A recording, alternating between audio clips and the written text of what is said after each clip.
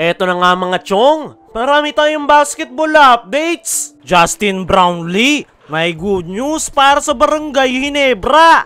Maverick Ahan Messi, may nire-request sa Ginebra Management at kay Coach Tim Cone. Ito ngang si Maverick Ahan Messi mga chong, ang isa sa mga player ng Barangay Ginebra na hindi masyadong naramdaman sa kanilang naging kampanya ngayong All Filipino Conference. Sa katunayan, bago nga lang si Maverick Ahan Messi sa kupunan ni Coach Tim Cone, meron na nga ito agad nire-request kay Coach Tim at sa Barangay Ginebra Management. Dahil ayon nga sa mga source, ay meron niyang nire-request itong si Maverick Ahan Messi na ikakabuti raw ng Barangay Ginebra next season. Una nga sa nire-request nitong si Maverick Ahan Messi ay more playing time at ibigay na sa kanya ang trabaho sa pagpapacilitate ng triangle offense. Ang gusto nga mangyari nitong si Maverick Ahan Messi ay siya na ang magdadala ng bola at magsiset up ng plays para sa kanyang kupunan. Yan nga yung naging problema ng Barangay Ginebra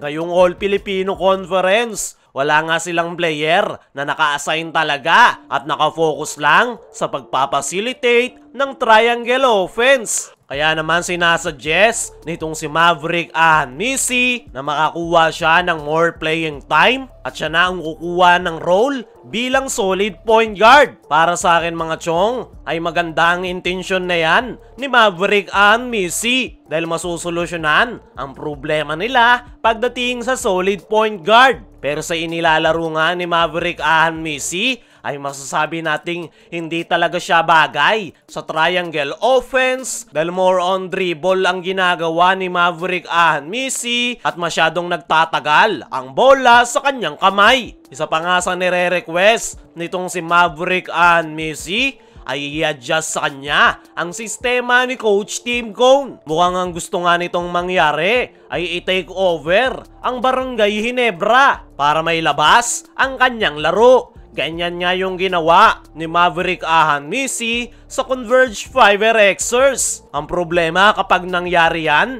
ay malaking pagbabago ang mangyayari sa Barangay Ginebra at magiging more on isolation plays na lang ang kanilang sistema at hindi nga maganda yan at paniguradong hindi yan papayagan ni Coach Tim Cone dahil mas lalong lulubog ang kanilang kupunan. Para sa akin mga chong, imposible ang mga nire-request nitong si Maverick Ahan Messi sa Ginebra Management lalong-lalo na kay Coach Tim Cone. Lahat nga ng mga player ng Barangay Ginebra ay nag-a-adjust sa sistema na triangle offense. Tanging si Maverick Ahan Messi nga lang ang player ngayon ng Barangay Ginebra na gustong baguhin ang sistema para sa kanya. At dahil nga sa gusto na yan ni Maverick Ahan Messi ay hindi na ako magugulat kung ititrade siya ng Barangay Ginebra. Actually, nasa plano na talaga ng Ginebra Management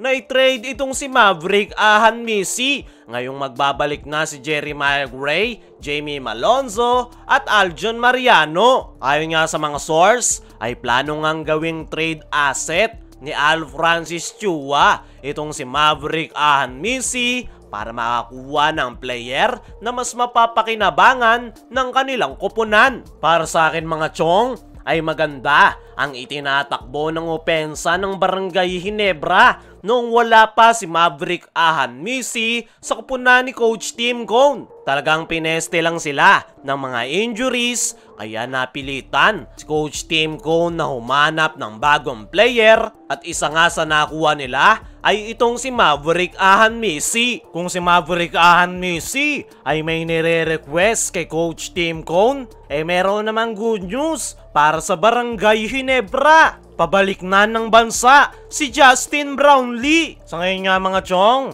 ay tapos na ang naging kampanya nitong si Justin Brownlee sa BCL Asia para sa Pelita Jaya. At the same time, tapos na nga ang kontrata nitong si Justin Brownlee at wala nang balak na mag-extend sa Pelita Jaya. At ang magandang balita nga ngayon para sa Barangay Ginebra fans ay magbabalik na nga ng bansa itong si Justin Brownlee. Ayon niya sa mga source, ay expected nga raw na darating na ng Pinas si Justin Brownlee anytime soon para sumama sa preparation ng ating national team para sa paparating na Olympic qualifying tournament.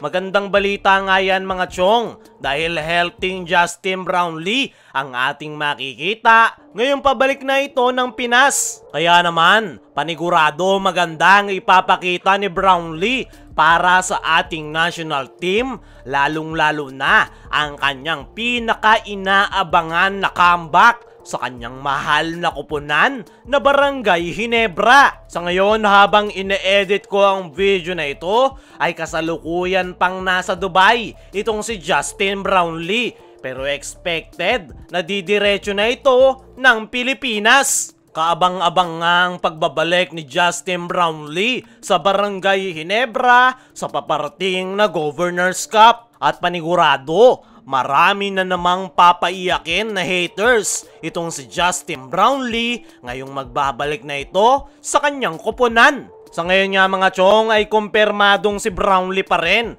ang magiging resident import ng Barangay Ginebra next season. At tingnan na lang natin kung magagawa nga bang maibawi ni Brownlee ang Barangay Ginebra at makakuha pa ng more championship.